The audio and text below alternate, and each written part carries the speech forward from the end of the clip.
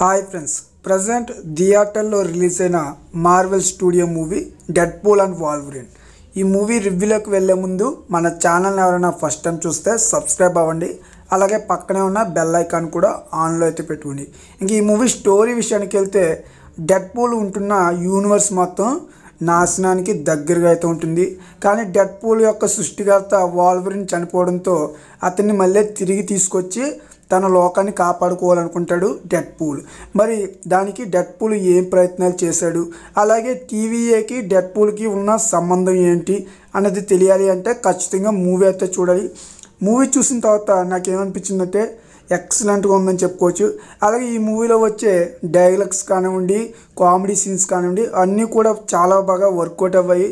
Movie స్టార్టింగ్లో Deadpool చేసే ఒక ఫైట్ సీన్ ఉంటుంది, ఎముకల గూడుతో అయితే చేస్తాడు. ఆ ఫైట్ అయితే మూవీకి హైలైట్ అని చెప్పుకోవచ్చు.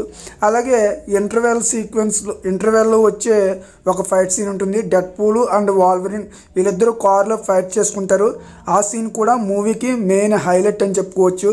మూవీ అయితే చాలా బాగుంది.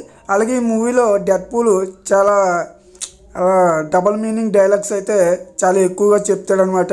ఆ డైలాగ్స్ వింటున్నప్పుడల్లా మనకి చాలా కామెడీగా అయితే అనిపిస్తుంది. ఫన్నీ సీన్స్ కూడా ఇవన్నీ డెడ్పూల్ మూవీలో అలాగే మనం చాలా చూసుంటాం. ఆ మూవీస్ కన్నా చాలా హైలైట్గా ఉంది ఈ మూవీ. ఒక్కసారి అయితే చూడండి. వాల్వరిన్ చేసే ఫైట్ సీన్స్ కూడా మూవీకి మెయిన్ హైలైట్ అని చెప్పుకోవచ్చు. మూవీలో వచ్చే మ్యూజిక్ కానివ్వండి, అలాగే మూవీలో వచ్చే ఫైట్స్ కానివ్వండి చాలా బాగున్నాయి. అలాగే మూవీ లాస్ట్లో ఒక ఫైట్ సీన్ ఉంటుంది.